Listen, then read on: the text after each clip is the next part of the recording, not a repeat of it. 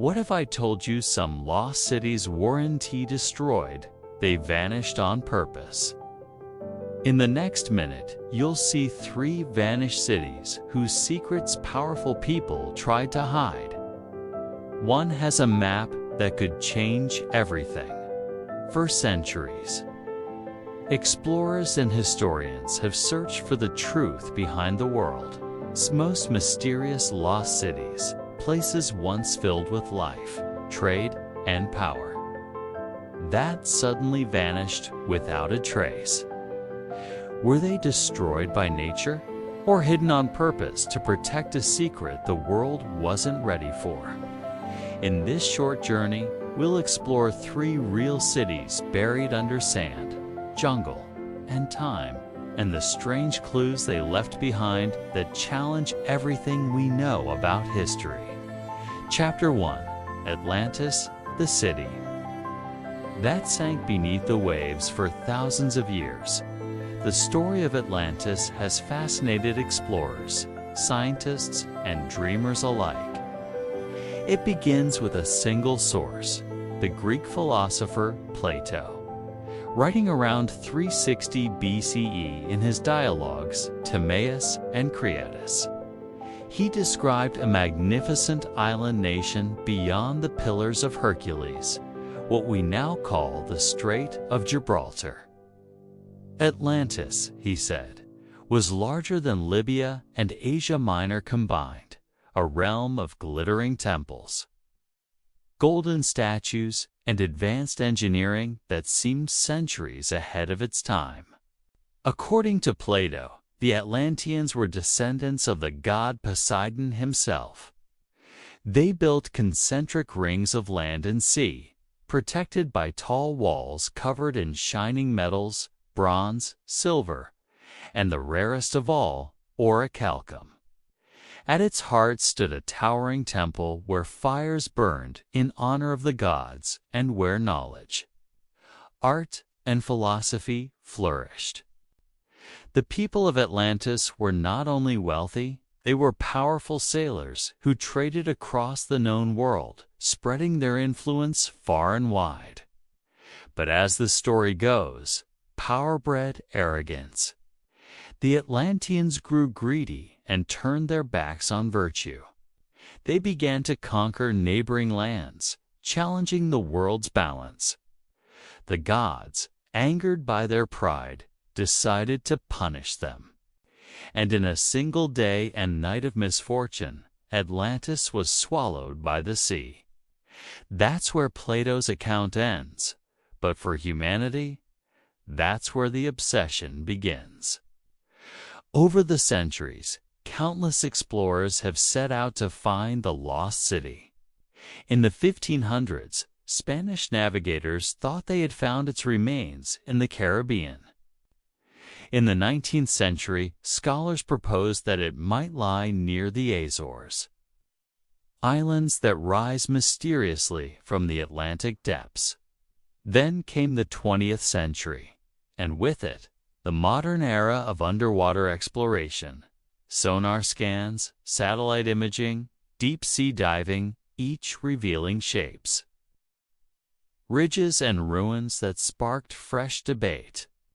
One of the most talked-about discoveries came near the coast of Spain, in a marshy region called Doñana National Park. Researchers there found circular patterns buried under layers of mud, rings of land and water, eerily similar to Plato's description. Some scientists believe these could be remnants of a real city that was destroyed by a massive tsunami. Around 2800 BCE, others argue it's simply a natural formation. But the resemblance is haunting.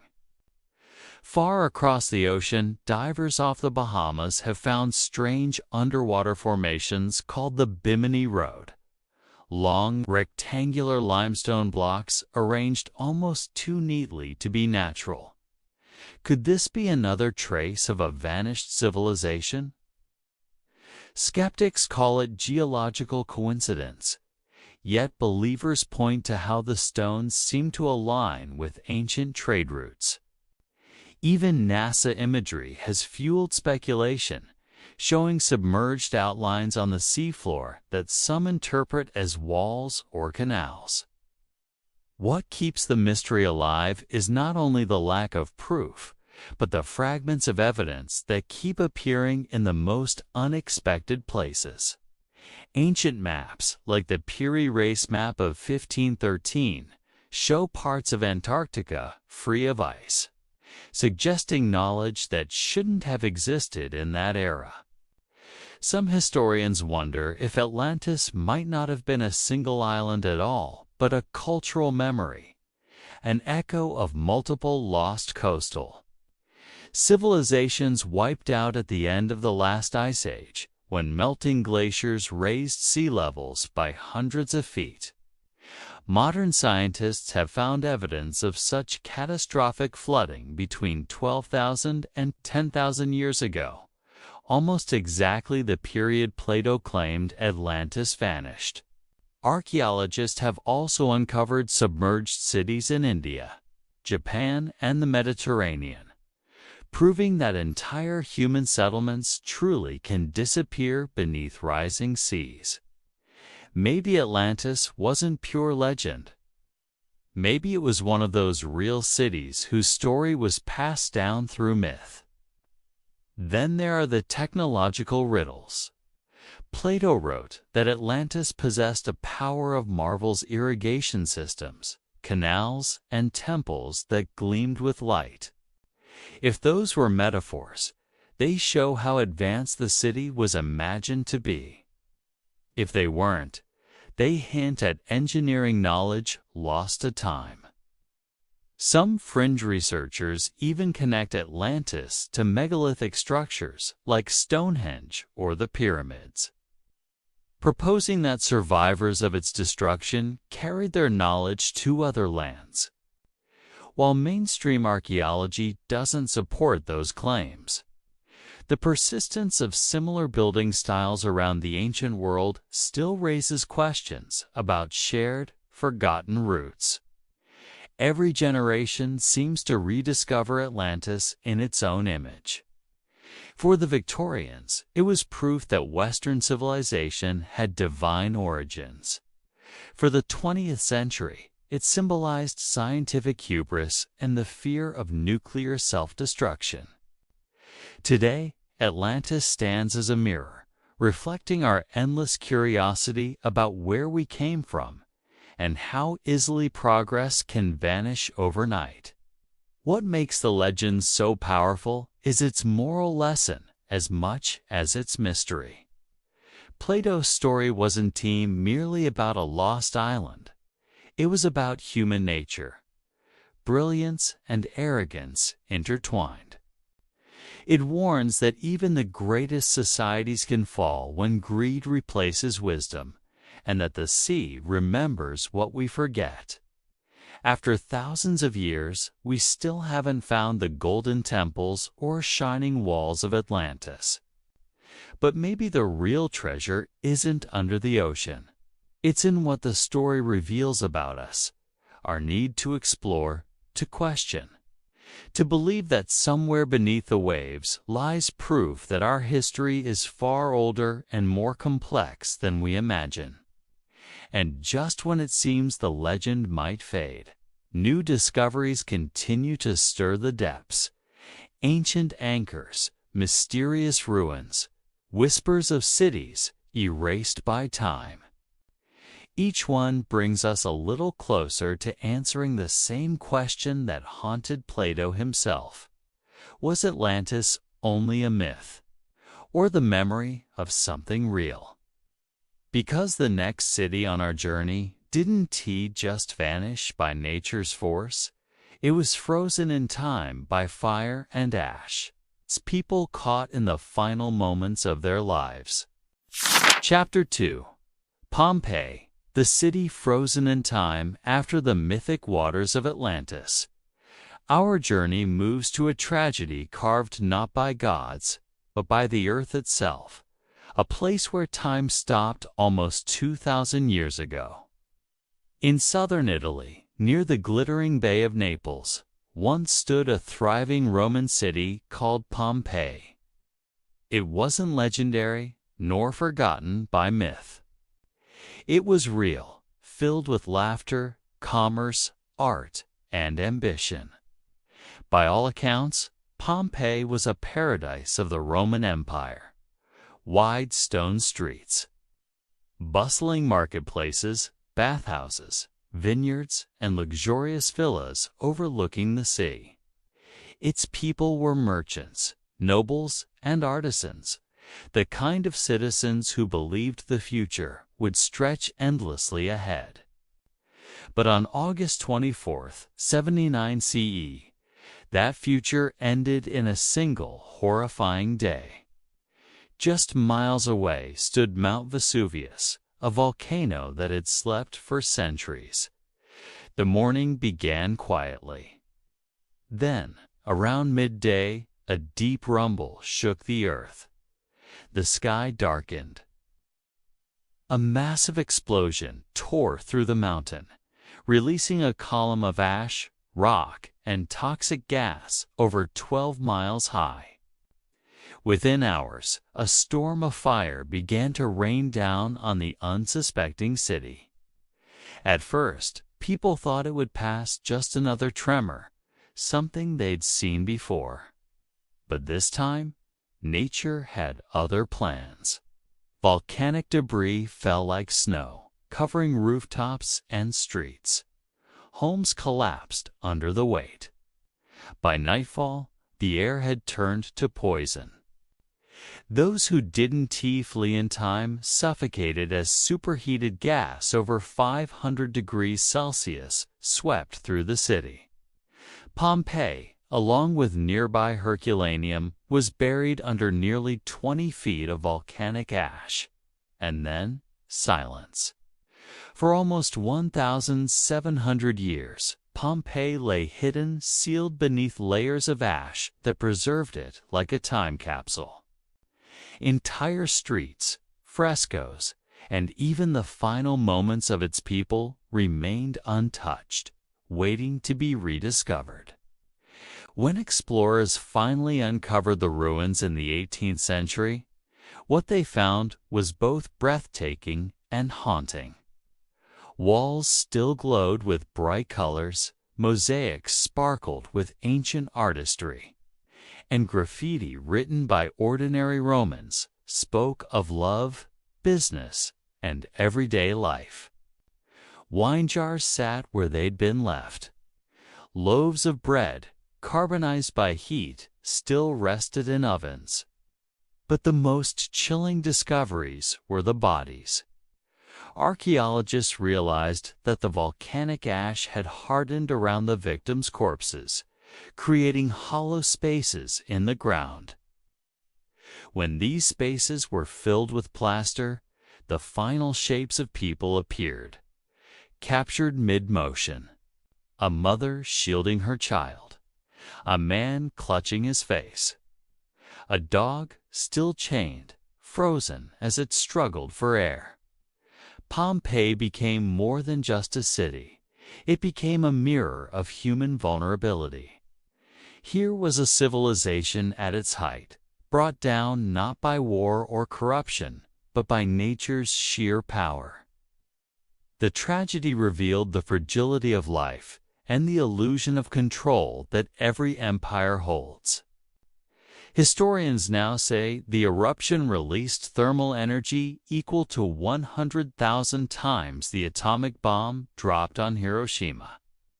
Yet from that devastation came one of archaeology's most extraordinary gifts, a perfect snapshot of Roman life. Through Pompeii, we learned what ancient people ate, how they built, how they loved, and how they lived day to day. It is as if time itself paused to give us one final message from the past. But there's something deeper, too. Beneath the beauty and sorrow. Pompeii reminds us that every great civilization can be silenced in a moment, not by legend, but by reality. Today, tourists walk the same streets once filled with cries of panic. The frescoes still glow in the sunlight, and the plaster figures still lie where they fell, silent witnesses to a disaster that reshaped history. And while Pompeii's story feels complete, one mystery lingers. Ancient letters and records mention another nearby city, Atlantis, which may still hold untouched chambers buried beneath centuries of soil. Some say those ruins could reveal new details about the final hours before the eruption, the warnings that went unheard, and the decisions that sealed Pompeii's fate forever. Because what happened in Pompeii was not just the end of a city, it was the warning of a pattern. Humanity has repeated countless times greatness, complacency, and sudden collapse. And if Pompeii showed us how nature can end a civilization in an instant, the next city on our journey will reveal how people can vanish without a single trace of destruction. Chapter 3. Machu Picchu, the hidden kingdom in the clouds, high above the clouds of the Andes Mountains, where the air thins and the world feels impossibly far away, lies one of the greatest mysteries ever built by human hands, Machu Picchu. Hidden among mist-shrouded peaks nearly 8,000 feet above sea level, Machu Picchu is a masterpiece of stone and silence. For centuries, it slept untouched by time, unknown even to the Spanish conquistadors who crushed the mighty Inca Empire. Its survival is almost supernatural, as if the mountains themselves guarded a sacred secret. Today, millions of people visit these ruins each year, but the deeper you look, the stranger its story becomes. The lost sanctuary of the Inca. To understand Machu Picchu, you have to imagine the power of the Inca Empire at its height. Stretching from modern-day Colombia to Chile, it was one of the largest and most organized civilizations on Earth.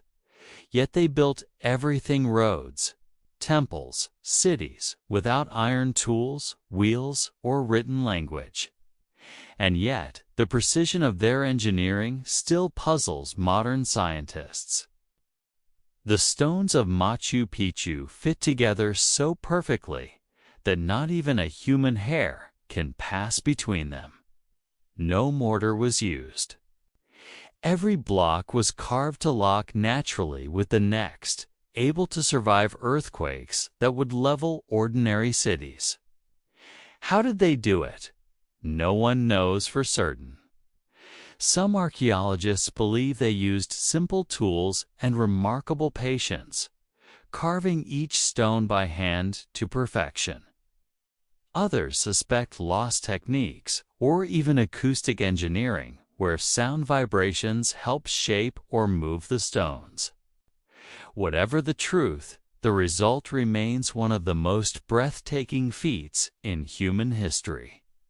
But perhaps the bigger mystery isn't how it was built, it's why. A city above the world, Machu Picchu was unknown to the outside world until 1911, when American explorer Hiram Bingham stumbled upon it while searching for the last refuge of the Inca kings. What he found wasn't a fortress or a town, but a city in the sky, surrounded by sheer cliffs and swirling mist. He saw temples, palaces, terraces, and stairways carved directly into the mountain, perfectly aligned with the sun and stars. The site seemed untouched, abandoned but preserved, silent but powerful. At first, Bingham believed he had found the legendary Vilcabamba, the hidden capital where the Incas fled after the Spanish conquest. But later evidence showed Machu Picchu had been abandoned long before the Spanish ever arrived. So, if it wasn't a refuge, what was it? Some historians think it was a royal estate built for the Inca Emperor Pachacati, a sacred retreat high above the world where he could connect with the gods. Others believe it was a spiritual observatory, a living temple designed to align with celestial events.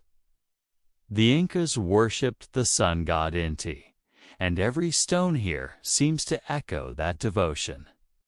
The Intihuatana stone, known as the hitching post of the sun, was used to mark solstices, an ancient calendar of light and shadow. During the winter solstice, the sun rests directly above it, as if the Incas had found a way to tie the heavens to the earth. But the site's location adds another layer to the enigma. Machu Picchu stands at the intersection of powerful geological fault lines, and the Incas believed these places held spiritual energy known as huacas. Was Machu Picchu chosen not for strategy, but for spiritual power? The vanishing what makes Machu Picchu even more mysterious is its disappearance. When the Spanish invaded South America in the 1500s, they destroyed much of the Inca world, burning temples, melting gold, erasing records. Yet Machu Picchu was never found. Hidden by its mountain walls and thick jungle canopy, it slipped quietly out of history. For almost 400 years, it remained untouched, its people gone, its name forgotten. Why did they abandon it? No battle scars, no signs of destruction, no traces of plague or famine have been found. Some theorists suggest it was evacuated deliberately, perhaps during the Inca Civil War that weakened the empire before the Spanish arrived. Others think the site was never meant to be permanent, a seasonal sanctuary left behind once its ritual purpose was complete. Then there are the more mysterious ideas that the Inca priests sealed the city themselves to protect it from invaders, leaving behind only silence and stone. Whatever the reason, the city's isolation preserved it perfectly. When Bingham rediscovered it, he found ceremonial objects still in place, evidence of daily life frozen mid-motion. It was as if the people had simply walked away, intending to return, but never did. A message from the ancestors' modern research reveals just how advanced the Incas truly were. They built agricultural terraces that controlled erosion and managed rainfall, growing crops even on vertical cliffs. They designed irrigation channels that still function today.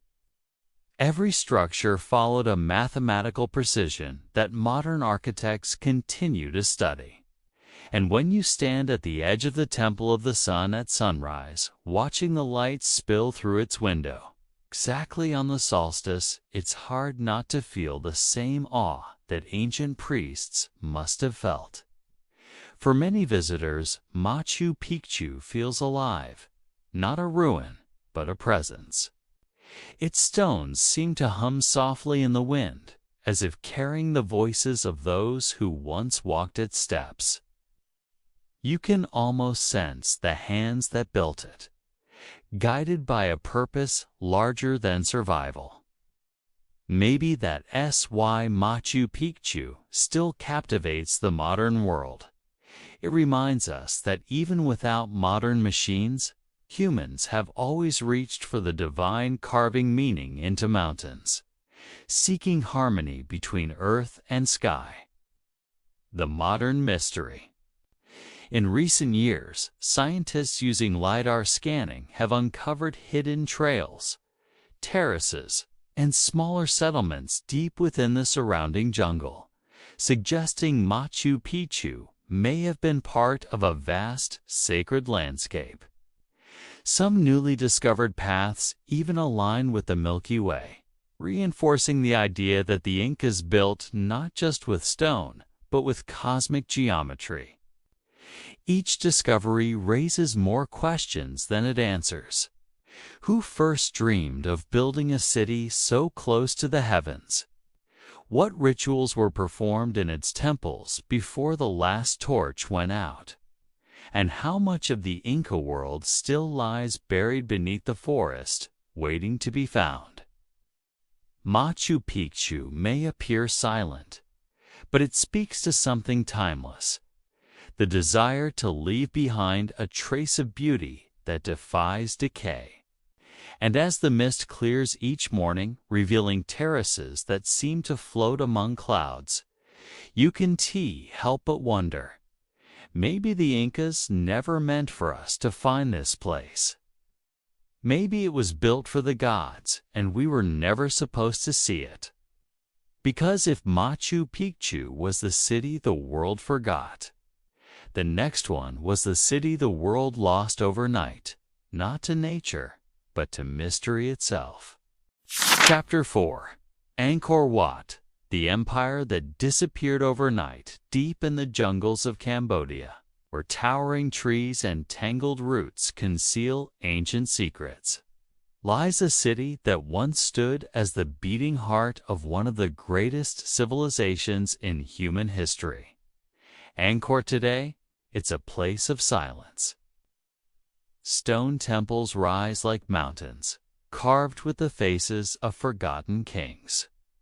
But centuries ago, this was the center of a vast empire that ruled Southeast Asia, a city of unimaginable wealth, power, and spiritual devotion. At its peak, Angkor wasn't just a city, it was a world. The rise of the God Kings, the story begins in the 9th century, when a ruler named Jayavarman II united scattered kingdoms into what would become the Khmer Empire. Over the next 400 years, his descendants transformed the jungles of Cambodia into one of the most sophisticated urban landscapes ever built. And at its heart stood the crown jewel Angkor Wat, built in the early 12th century by King Suryavarman II. Angkor Wat was a temple, a palace, and a cosmic map, all carved from stone. Its towers represent the peaks of Mount Meru, the sacred mountain believed to be the home of the gods. Its walls stretch for miles, covered with over 3,000 bas-reliefs depicting myths, wars, and daily life. But what's truly astonishing is its scale. At more than 400 acres, Angkor Wat is the largest religious monument ever built. Even today, no skyscraper, palace, or cathedral surpasses its sheer harmony of design. Every pillar, every sculpture, every corridor aligns with celestial precision. The entire complex was constructed to mirror the movement of the stars and the cycles of the sun. At dawn, light strikes the central tower in perfect alignment on the spring equinox, a moment of balance between day and night, heaven and earth. It's as if the Khmer kings built not just for eternity, but for the cosmos itself. But Angkor wasn't only a spiritual center, it was a living city. Around the main temple sprawled an enormous metropolis that may have been home to over 1 million people, a population larger than that of London or Paris at the same time. Its engineers designed an advanced system of canals, reservoirs, and moats that controlled the monsoon waters and irrigated endless rice fields. This hydraulic network was so vast that modern satellites can still trace its outlines from space. Angkor was, in every sense, a miracle of human ingenuity, a city that turned jungle into empire. The vanishing and then, almost as suddenly as it rose, it was gone. By the 15th century, the mighty Khmer Empire had collapsed.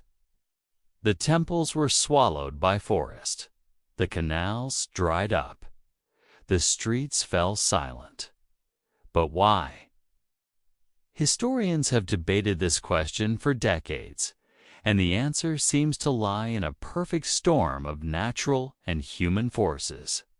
Recent studies of tree rings and sediment samples show that the region suffered decades of extreme drought, followed by years of catastrophic flooding.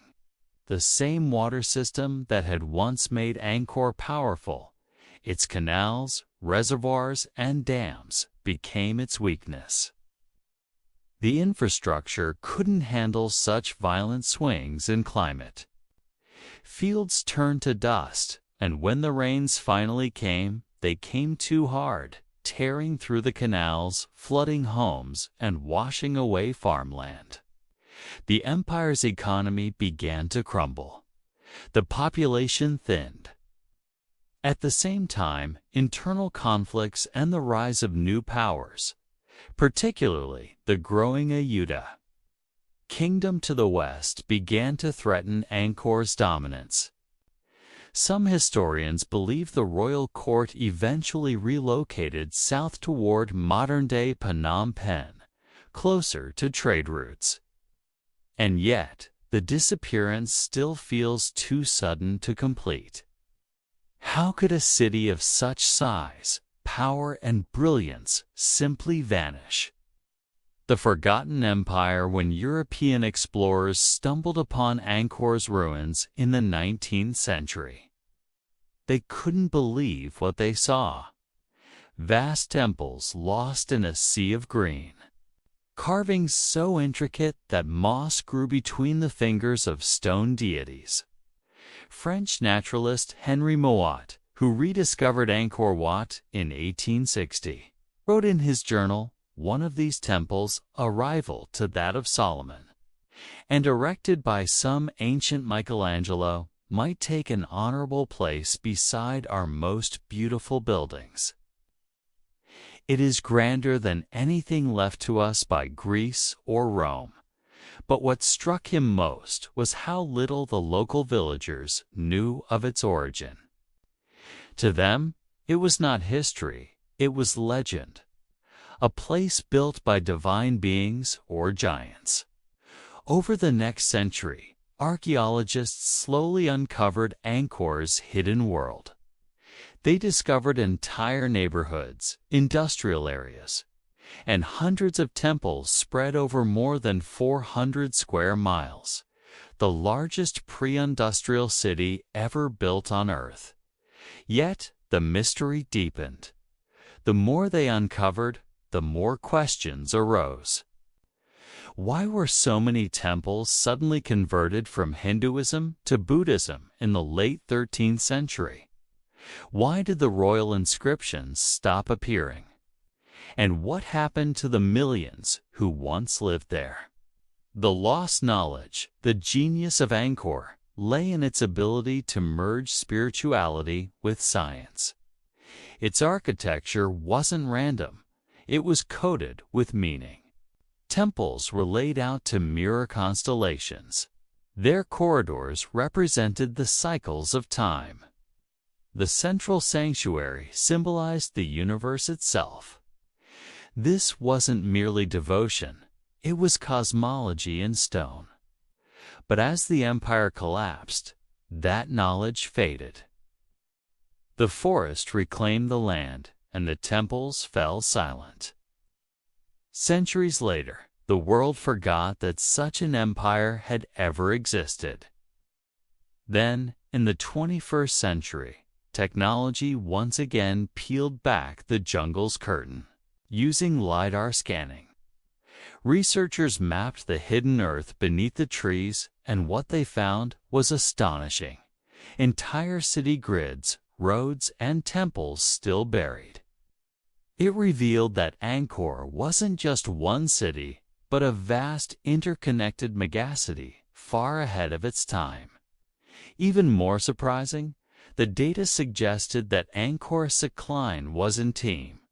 A single event, but a slow unraveling decades.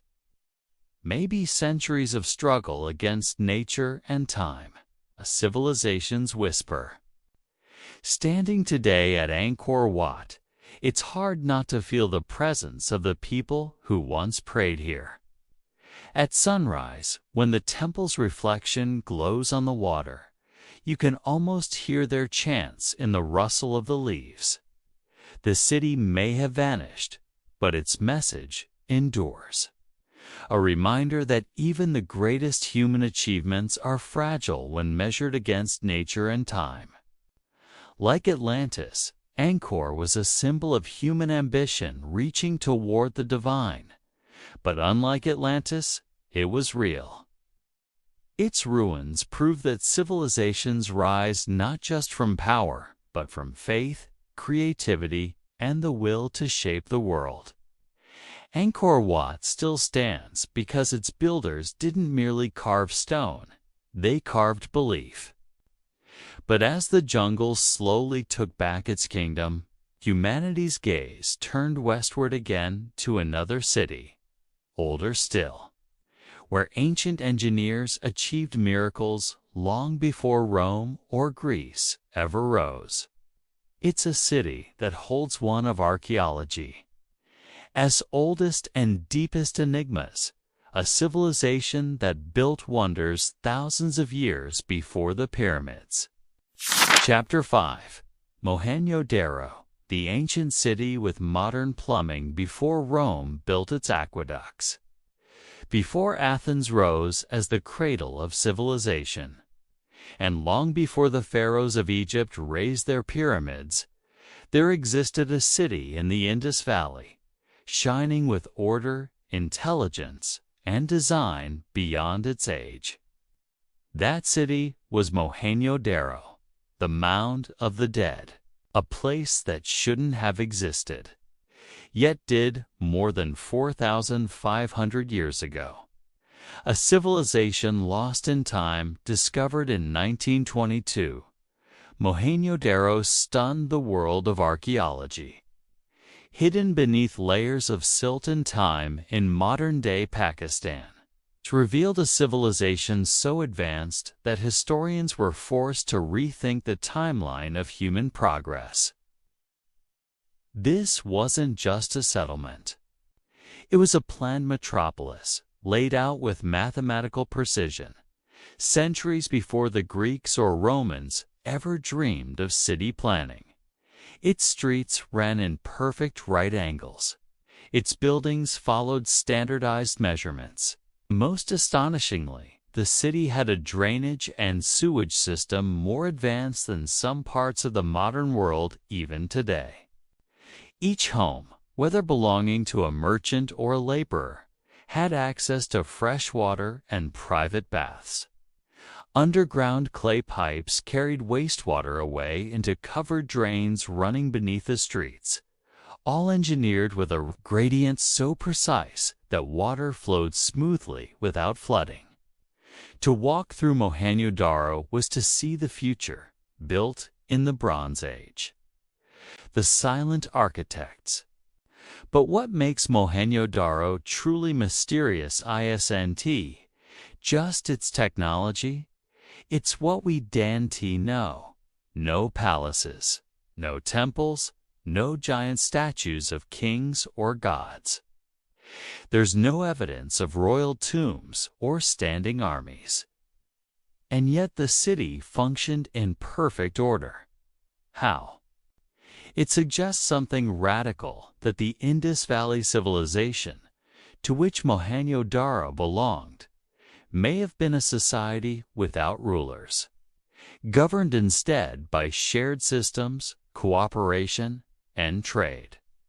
Archaeologists uncovered a great public bath, likely used for ritual cleansing, a spiritual act that may have bound its citizens together in faith and identity rather than through the fear of kings.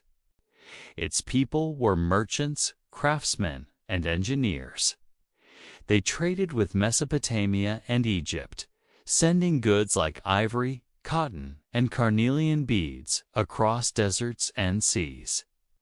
Every brick in the city was uniform, baked to the same dimensions. That level of standardization across a civilization that spanned over 1 million square kilometers is nothing short of mind-boggling. It tells us one thing: these people weren't primitive. They were scientifically disciplined, organized, and sophisticated. The city of perfect balance Mohenjo-Daro wasn't designed for chaos. It was designed for balance between human life and nature. The houses had courtyards for airflow, wells for water, and walls thick enough to resist heat. The layout itself respected wind direction, sun exposure, and the natural flow of rainwater. It's as if the city's planners understood urban sustainability thousands of years before the term even existed. But the deeper mystery is, how did they achieve this? There are no written records explaining their methods. Their script, found carved on seals and pottery, remains undeciphered to this day.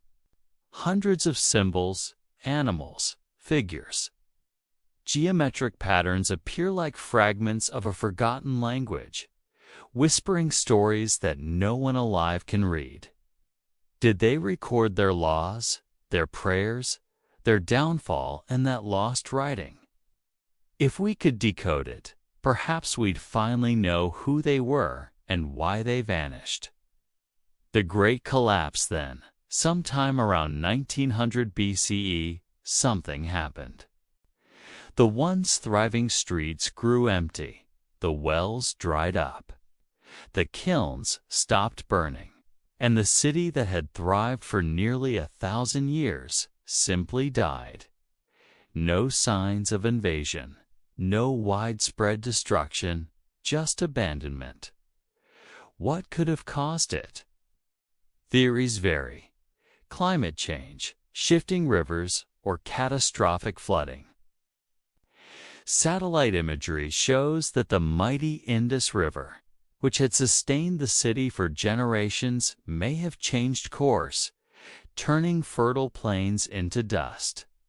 Others believe a great drought pushed the population to migrate eastward, toward the Ganges Valley, where new cultures later emerged. Whatever the cause, Mohenjo-Daro was left to the sands of time, buried and forgotten. Its story erased for nearly 4,000 years. Unearthed echoes when British archaeologists began digging in the early 20th century. They couldn't believe what they found. Streets paved like those in London, drains covered with baked bricks, multi-story homes with indoor plumbing. All of it built to millennia before Rome. Among the ruins, they found skeletons lying face down, as if struck down by something sudden. Some early researchers claimed it was evidence of a great catastrophe, even speculating nuclear-like heat signatures from the soil. Though that theory has long been dismissed. Still, one question remains: how did such brilliance vanish so completely without leaving behind rulers' names, written histories, or monuments of power? It's almost as if Mohenjo-Daro was built by a civilization more interested in order and function than fame or conquest. A people who lived quietly in balance with the world and then disappeared as quietly as they came. The legacy beneath the dust.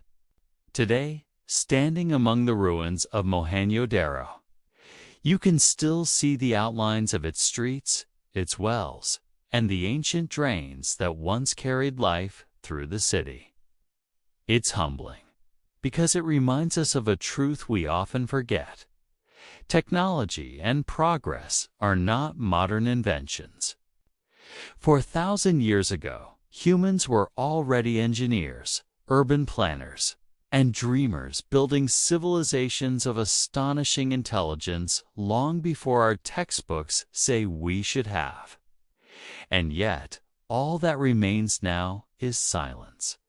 The silence of bricks that once echoed with laughter, trade, and life.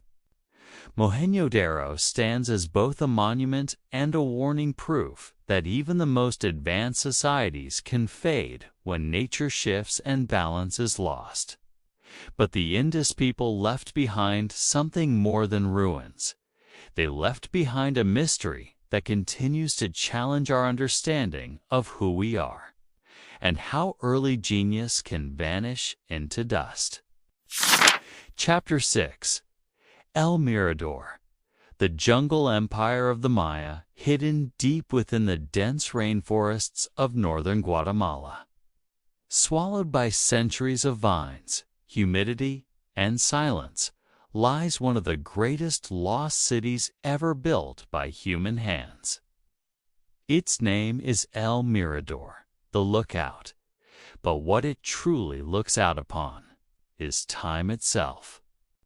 For this forgotten city wasn't just another settlement. It was the cradle of the Maya civilization, the birthplace of an empire that would one day stretch across Central America. And what's most shocking is that El Mirador rose not in the height of Mayan power, but 1,000 years before it.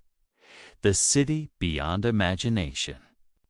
When archaeologists first cut their way through the jungle in the late 20th century, they expected ruins, small, early signs of civilization. What they found instead defied logic. Massive stone structures towering above the treetops. Plazas so large they could hold tens of thousands of people. And pyramids the size of small mountains hidden under centuries of soil and roots. At the heart of it all stood La Danta, the largest pyramid in the ancient Americas, and one of the biggest on Earth. It rises over 230 feet high and contains an estimated 99 million cubic feet of stone, more than the Great Pyramid of Giza. To build La Danta, ancient workers would have needed to haul millions of limestone blocks through the dense rainforest without wheels, metal tools, or pack animals. Just human strength, unity, and vision. How could a people from over 2,600 years ago achieve this? No one can fully explain it. The first Maya supercity El Mirador flourished between 600 and 300 BCE, long before the famous cities of Tikal or Palenque ever existed. It was the beating heart of the pre-classic Maya world, a metropolis connected by vast causeways, stone highways cutting through the jungle for miles. These causeways linked more than 30 surrounding cities, forming what might have been the first supercity network in the Americas. Some of these roads were 130 feet wide, perfectly straight, built with layers of limestone and raised above the jungle floor to stay dry during floods. The people who lived here weren't simple villagers. They were architects, astronomers, and mathematicians. Their pyramids were aligned with celestial events, marking solstices and equinoxes. Their plazas acted as giant calendars, tracking the movement of the sun and stars. And their artwork shows a society deeply rooted in myth and order, ruled by divine kings who claimed descent from the gods themselves. El Mirador was no ordinary city. It was the spiritual and political center of a civilization that seemed to appear from nowhere, and then vanish into the jungle. The collapse that erased a world around 150 BCE, something catastrophic happened. Construction stopped. The Grand Pyramids were abandoned. The streets fell silent. The cause remains one of the greatest mysteries in archaeology. Some researchers believe environmental collapse doomed the city, the result of deforestation caused by the very ambition that built it. The Maya used enormous amounts of wood to make lime plaster for their temples. As forests disappeared, the soil eroded. The land could no longer grow food. Famine followed. And the people left. Others suggest political turmoil or rebellion as evidence of burned structures hints at internal conflict. Whatever the truth, El Mirador, once home to tens of thousands, became a ghost city, swallowed by time. Centuries later, the jungle consumed everything, sealing it in silence. Rediscovery in the canopy, it wasn't. Until modern technology pierced the jungle's veil, that the true scale of El Mirador was revealed. Using LiDAR scanning lasers shot from aircraft through the canopy, archaeologists discovered an enormous network of hidden ruins stretching across hundreds of miles. Over 1,000 unknown Maya settlements were found connected by ancient highways, canals, and reservoirs. It proved beyond doubt that El Mirador was not a lone wonder. It was the heart of a vast civilization. But here's the most astonishing part. Everything they built, the pyramids, the roads, the temples, was done centuries before the so-called Golden Age of the Maya even began. That means the foundations of the entire Maya Empire were laid in this forgotten jungle city long before history remembered their name. The enigma of the builders who were these early Maya. How did they gain the knowledge to construct monumental architecture on such a scale so early in human history? Some experts believe El Mirador's rulers were among the first to merge religion with statecraft, using monumental architecture as a way to unify and control the population. Every pyramid represented a cosmic mountain, a bridge between the heavens and the underworld. The very act of building these sacred structures wasn't just engineering, it was worship. Each stone was a prayer, each layer a step closer to the divine. The people lived by a sacred order where time itself was circular, the past, present, and future forever repeating. Perhaps when El Mirador fell, the Maya didn't see it as an ending, but as part of that eternal cycle.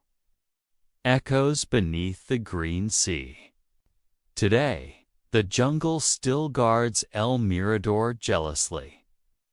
Thick roots wrap around ancient stairways. Giant trees pierce temple roofs. The calls of howler monkeys echo through what were once royal plazas. To stand there is to stand between two worlds, the living and the forgotten. You can almost feel the ghosts of the builders watching from the canopy. Their eyes turned toward the stars they once tracked with such precision. Even now, only a fraction of El Mirador has been excavated. The rest remains hidden, a silent giant, sleeping under the rainforest. But every year, archaeologists uncover new secrets, hidden tunnels, painted murals, and buried altars. Each discovery pushes the history of the Maya and human civilization further back in time. El Mirador reminds us that greatness isn't born from modernity, but from vision, the same human drive to reach upward, to understand the universe, and to leave something eternal behind.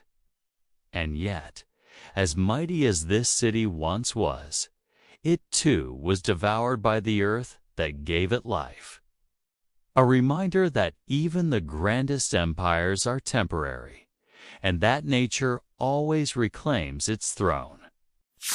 Chapter 7. Petra, the Rose City carved from stone in the heart of the Jordanian desert. Where the wind howls through canyons of red sandstone and the sun burns gold on the horizon, lies a city so extraordinary, it seems almost impossible that human hands created it.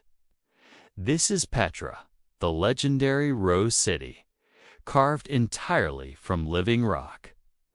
A city that vanished for centuries and then re-emerged like a mirage from the sand. But Petra isn't just beautiful, it's impossible. A civilization carved into mountains, thriving in one of the most unforgiving deserts on Earth. And to this day, no one knows exactly how it all began or why it was abandoned. The hidden city. For centuries, Petra was a rumor. A whisper passed among Bedouin tribes about a city of treasures hidden behind impassable cliffs. Then, in 1812, a Swiss explorer named Johann Ludwig Burckhardt disguised himself as an Arab traveler and followed local guides into a narrow, twisting gorge known as the Sick. What he found at the end of that passage would stun the world. Before him stood the Alcazna, or the Treasury, a colossal temple facade carved directly into rose-colored stone, 130 feet high, glowing with a pink light under the desert sun. It was as if the mountain itself had been turned to architecture. That discovery would reintroduce Petra to the modern world, a city frozen in time, forgotten for over 1,000 years. The Nabateans, masters of the desert long before Rome ruled the world. The desert belonged to a mysterious people called the Nabateans. They were nomads who mastered the art of survival in one of the harshest landscapes on Earth. They learned to find water where none seemed to. Exist carving cisterns, channels, and reservoirs into the rock to collect every drop of rain. But the Nabateans were more than survivors. They were visionaries. By the 4th century BCE, they had transformed Petra into the beating heart of a massive trade network. It connected Arabia, Egypt, and the Mediterranean, carrying spices, silk, and incense across thousands of miles. Every caravan that crossed the desert passed through Petra, and the Nabateans grew unimaginably wealthy. Their city became a crossroads of culture and art. Greek columns, Egyptian motifs, Mesopotamian design, all blended into one unique architectural style. Civilization that lived between worlds, bridging east and west. Carving eternity, Petra's buildings weren't built. They were sculpted. The Nabateans carved entire temples, tombs, and theaters directly into sandstone cliffs. Some were more than 150 feet tall, with intricate Corinthian columns and perfectly symmetrical facades, yet all chiseled by hand using simple tools. To carve one monument could take decades, but the Nabateans were patient. They weren't just shaping stone, they were shaping eternity. Their crowning masterpiece Alcazna may have served as a royal tomb or temple, no one knows for sure. Its purpose remains shrouded in mystery, adding to Petra's mythic aura. The city itself stretched over 100 square miles, with homes, markets, and even an amphitheater that could hold over 8,000 people, all surrounded by towering cliffs. But Petra's true marvel wasn't its beauty, it was its engineering. The Nabateans created a complex water management system, channeling floods through stone tunnels, storing water in giant underground cisterns, and keeping the city alive in blistering heat. They turned desert rock into paradise, and in doing so, achieved one of humanity's greatest architectural feats. The fall of a desert empire for centuries, Petra thrived as a powerful trading capital. But power attracts attention. By the 1st century BCE, Rome had set its eyes on the Nabatean wealth. In 106 CE, the Roman Empire annexed Petra, absorbing it into the province of Arabia. At first, the city continued to flourish under Roman rule. Temples were rebuilt, roads expanded, and Roman theaters added.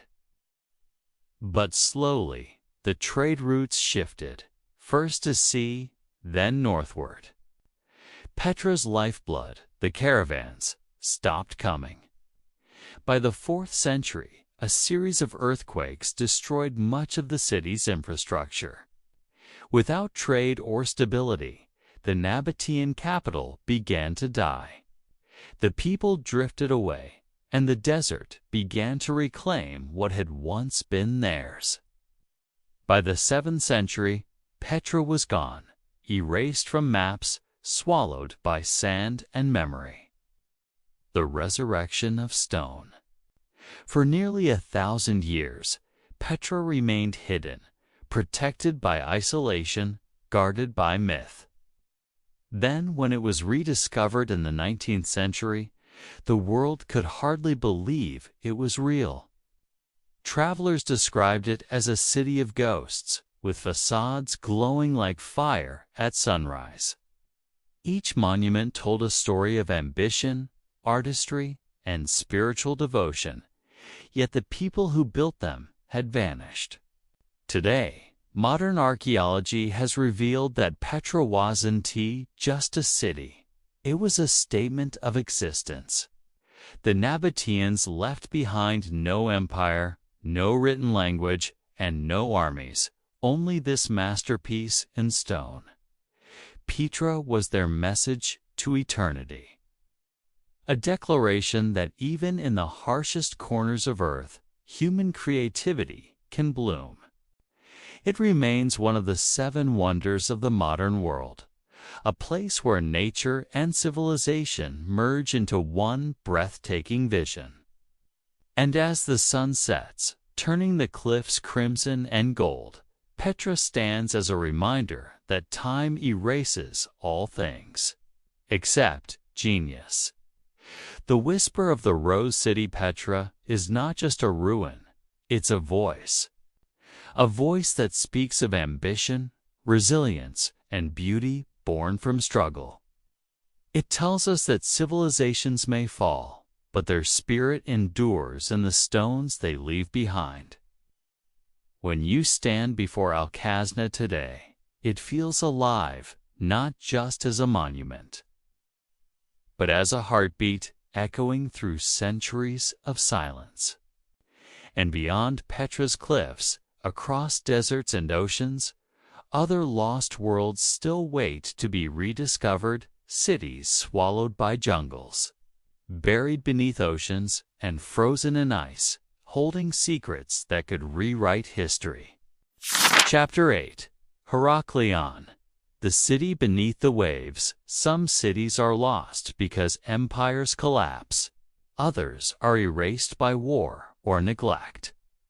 Heracleion was buried by water, not in a single violent moment of fire and ruin, but in a slow, catastrophic swallowing that left stone and story trapped beneath the sea for millennia.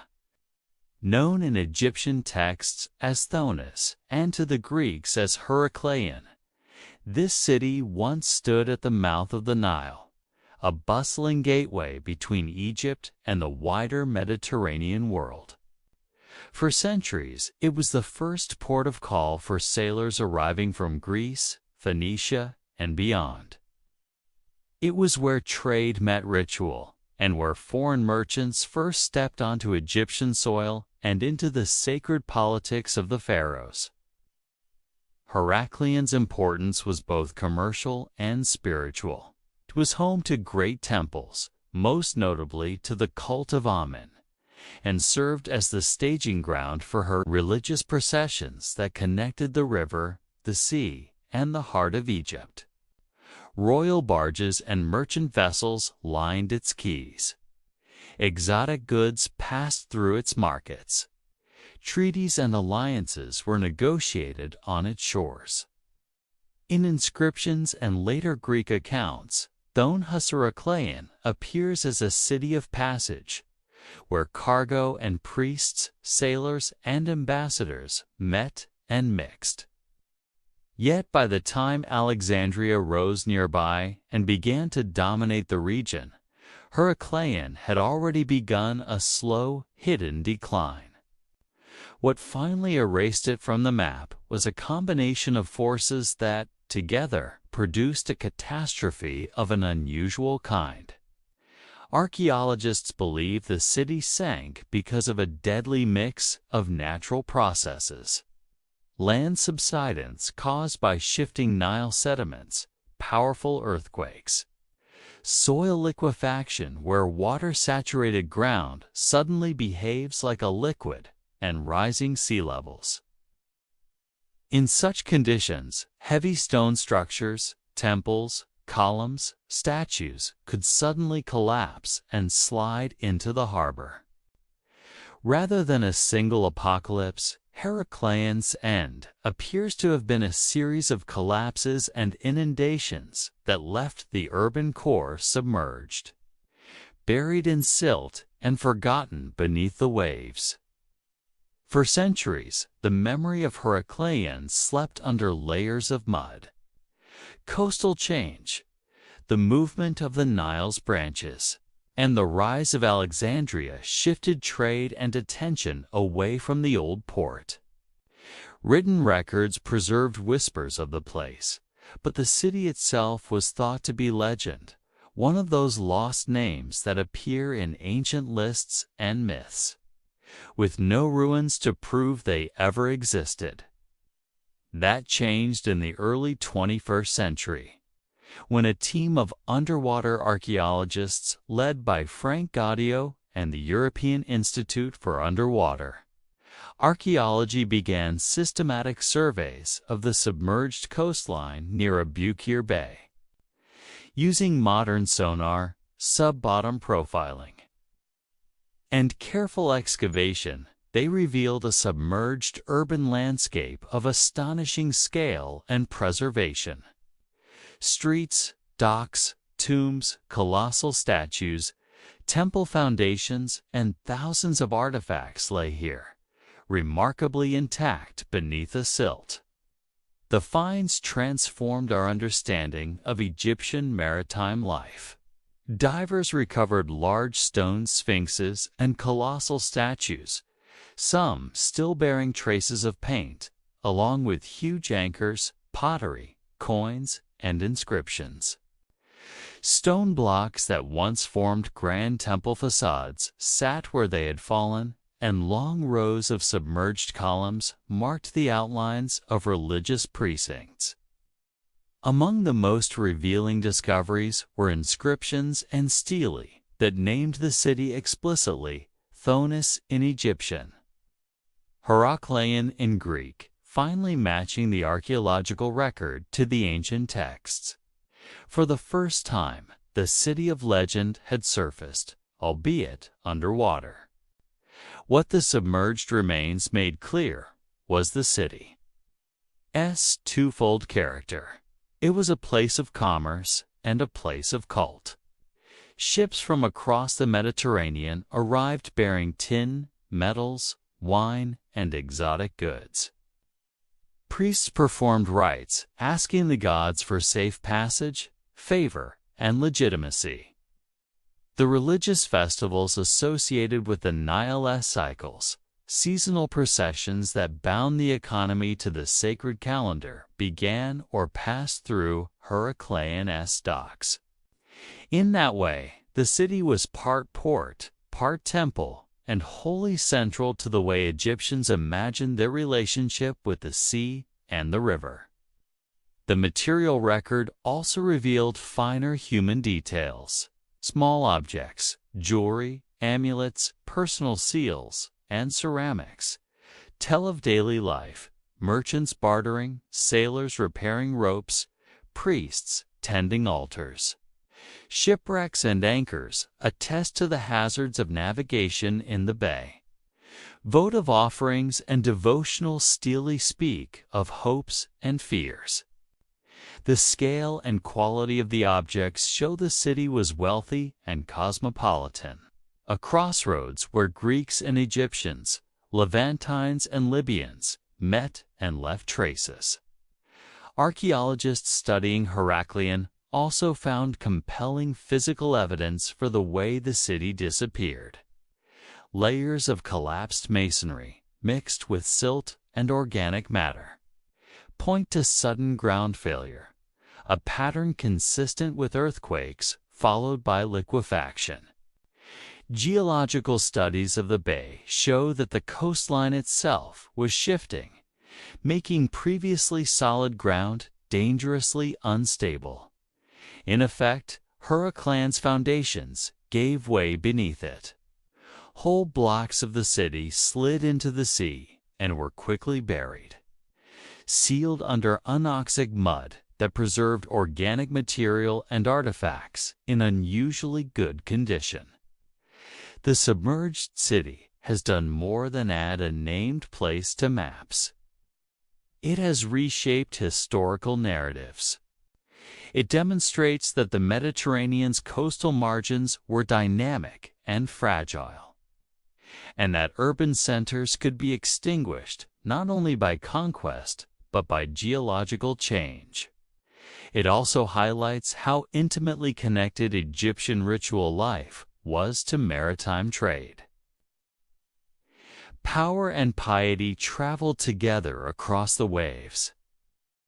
The rediscovery of Heracleion has forced historians to reconsider trade networks, diplomatic ties, and the religious geography of the Nile Delta in late Pharaonic and Hellenistic times.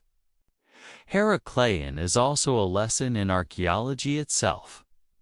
Until modern underwater techniques were available, whole chapters of human history could lie invisible beneath seas and estuaries.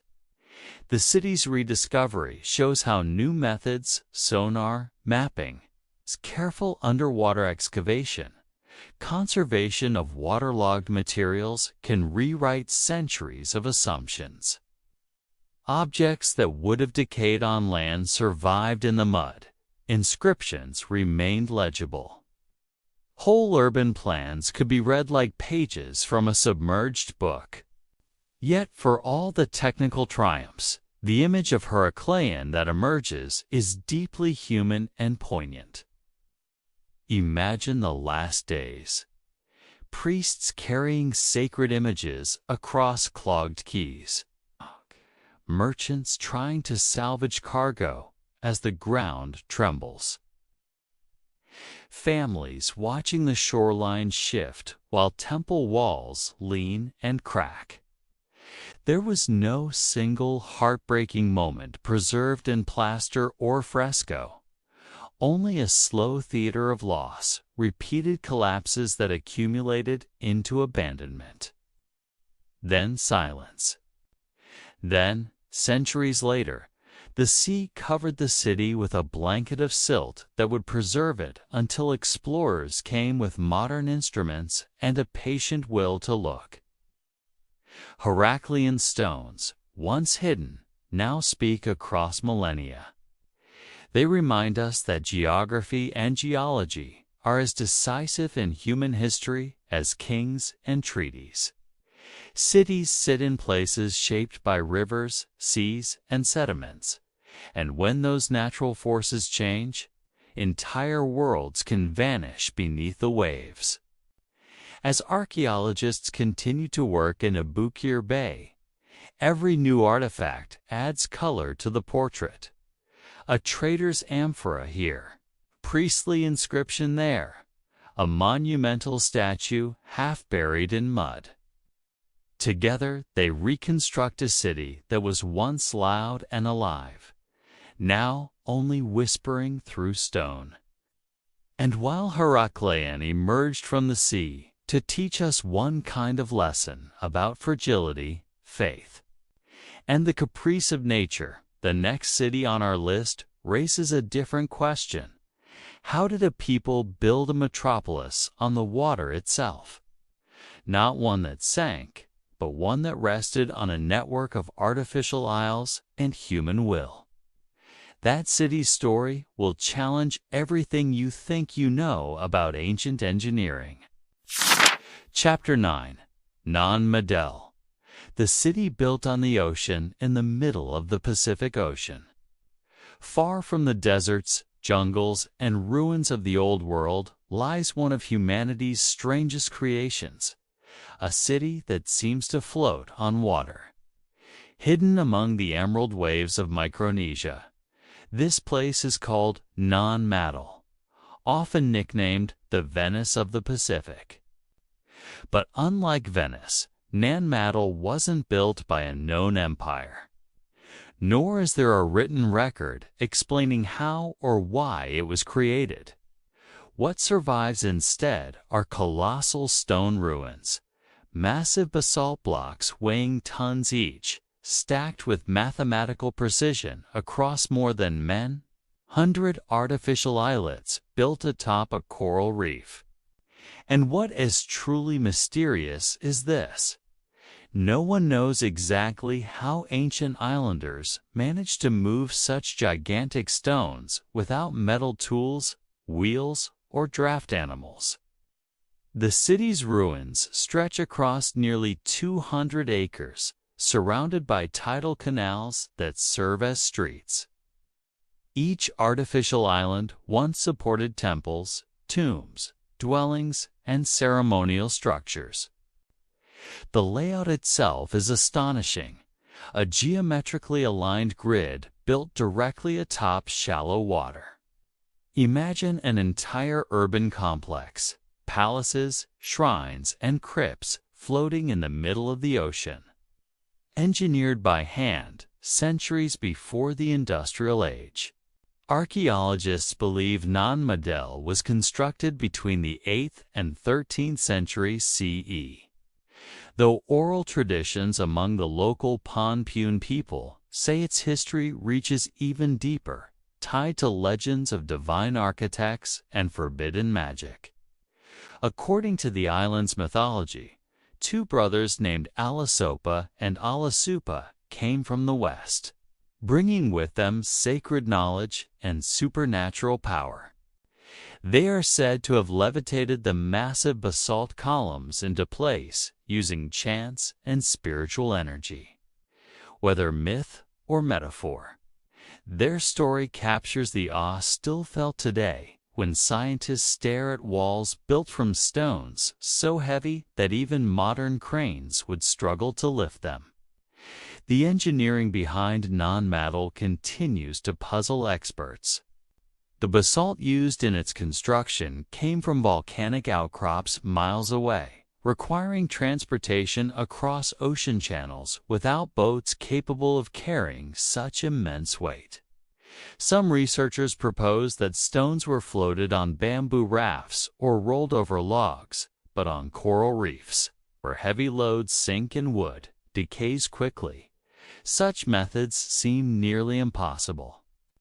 When archaeologist Rupert Gerard first described Nan Madol in the early 20th century, he called it the eighth wonder of the world. Divers found underwater extensions of the walls, suggesting that sea levels have risen since the city's construction, which means it was once even larger. The site's central complex, known as Nan Dawas, was a walled fortress containing burial vaults for Ponpune royalty. Its inner sanctum is built from hundreds of precisely stacked columns of basalt, each resembling a hexagonal log, interlocked like a fortress built for eternity. Nan Madol wasn't just an architectural marvel. It was the ceremonial and political heart of the Sotalar dynasty, which once ruled the island of Pohnpei. From here, the Sotalar kings governed their people with divine authority. Religion and rule were inseparable. The city was both palace and temple, and every stone symbolized power anchored in the sacred. But that same power would eventually lead to collapse. As oral tradition tells it, the Sotalar rulers grew increasingly oppressive, enforcing strict religious rituals and demanding tribute from all surrounding clans. Their arrogance angered the gods, and according to legend, the dynasty was overthrown by a warrior of divine descent who arrived from the heavens or distant lands. After their fall, Nan Madol was abandoned, its once bustling waterways turning silent and green. For centuries, locals avoided the site, believing it to be haunted. Even today, many Pohnpeians regard Nan Madol as a taboo place, sacred and dangerous, a reminder of hubris punished by the divine. Modern archaeologists, however, see in its stones the fingerprints of genius. The design reflects advanced hydrological knowledge, canals that flush with tides, structures that distribute weight evenly over soft coral, and platforms arranged to resist flooding. In essence, Nan Madol was a masterclass in ancient oceanic engineering, built entirely by hand, guided by observation, tradition, and an understanding of nature's rhythms. The city's exact purpose is still debated. Some believe it served as a royal necropolis, housing the tombs of the Sotalar kings. Others see it as a religious capital, where priests controlled rituals to regulate agriculture, trade, and the ocean's bounty. Whatever the truth, Nan Madol's isolation, accessible only by canoe, surrounded by waves and silence, made it a world apart, a city both protected and imprisoned by the sea. Satellite imagery reveals that the entire site is aligned with astronomical precision. Some structures may have been oriented toward celestial events, solstices, lunar cycles, or constellations that guided navigation. This hints that Nan Madol wasn't just political or spiritual, it was cosmic, designed to connect sea, sky, and earth in one sacred geometry. Even with modern technology, Nan Madol remains a mystery we can't fully explain. How did islanders move stones weighing up to 50 tons across treacherous reefs? Why build a vast city on water instead of land? What drove such ambition, faith, fear, or something else entirely?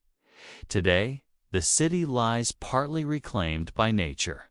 Coves twist through ancient courtyards. Fish swim through sunken canals once navigated by priests. And yet, when the tide falls and basalt walls glisten in the evening light, Nan Madol still feels alive, as if the spirits that built it are watching from beneath the waves. It stands as one of humanity's great enigmas, a testament to the power of belief, the mystery of ancient engineering, and the human urge to build even where it seems impossible. But while Nan Madol rose from coral and legend, our next lost city wasn't built on the sea, it was swallowed by it. In the next chapter, we dive into the Indian Ocean to explore Dwarka, the city said to have been founded by a god, lost beneath the waves, and rediscovered by science. Chapter 10. Derinkuyu, the underground city of shadows deep beneath the rolling plains of Cappadocia. Turkey lies one of the greatest architectural enigmas ever discovered, a vast multi-level underground city known as Derinkuyu. Hidden for centuries, this subterranean labyrinth descends more than 280 feet, 85 meters into the earth, and could shelter an estimated 20,000 people, along with their livestock, food supplies, and even schools. It is not just a cave or a few chambers. It is an entire hidden civilization carved into solid volcanic rock. The story of its rediscovery is as strange as the city itself.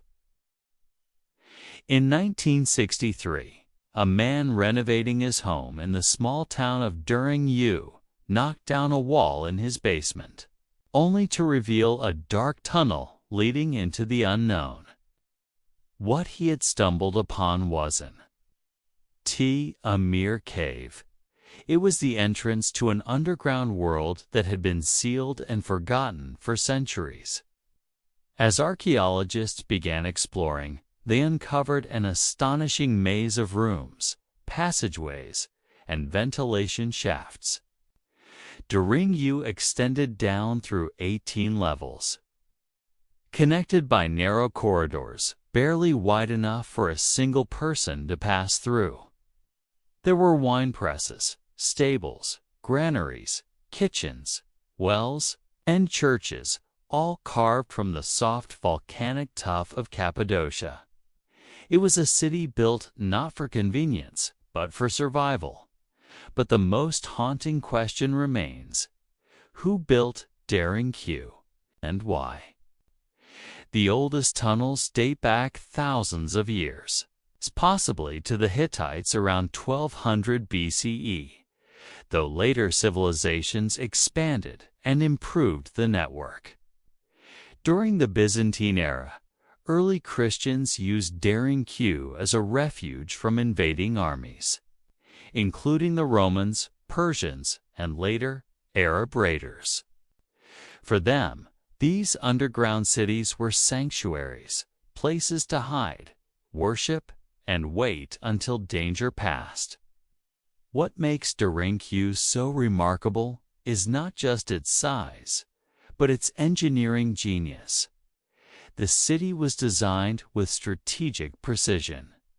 Massive stone doors weighing hundreds of pounds could roll into place to seal off sections of the tunnels, protecting inhabitants from intruders.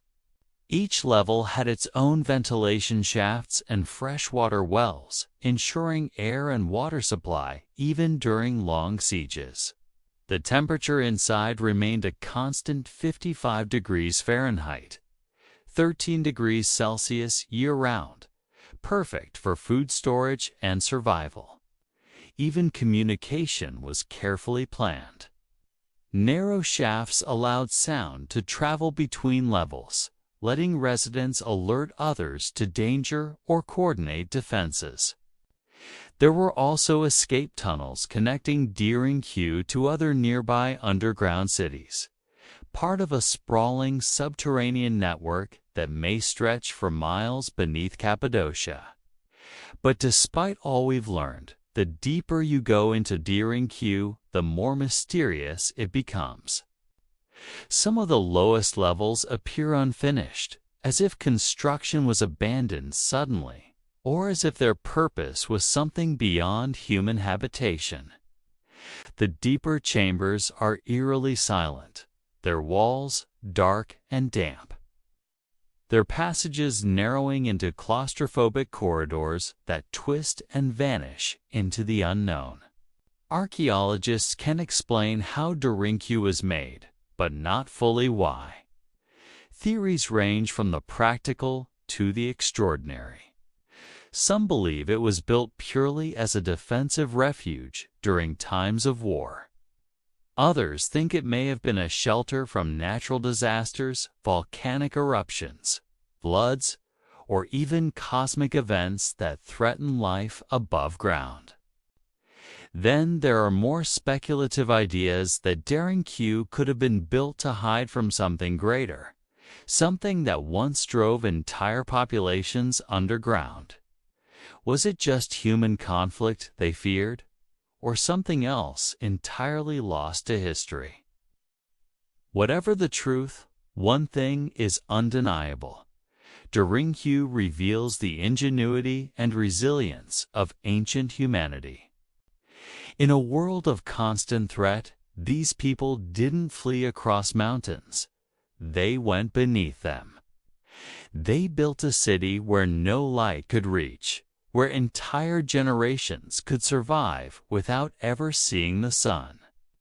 Today, wandering through its tunnels feels like stepping into another dimension, where whispers of the past echo off the walls, and every shadow hides a secret. Derinkuyu isn't just a city of stone. It's a monument to survival, a reminder of how far humans will go to endure. And as we surface from this underground world, one truth becomes clear. History is not only written in ruins above the ground. Sometimes the greatest stories lie hidden in the dark, waiting for someone to uncover them once again. If you found this journey into the world's most mysterious lost cities fascinating, make sure to subscribe to Decoding History and Science, where every week we uncover more forgotten worlds, hidden civilizations, and the untold mysteries of our past. Don't forget to like, comment, and share your favorite lost city below, because somewhere out there, another forgotten civilization may still be waiting to be discovered.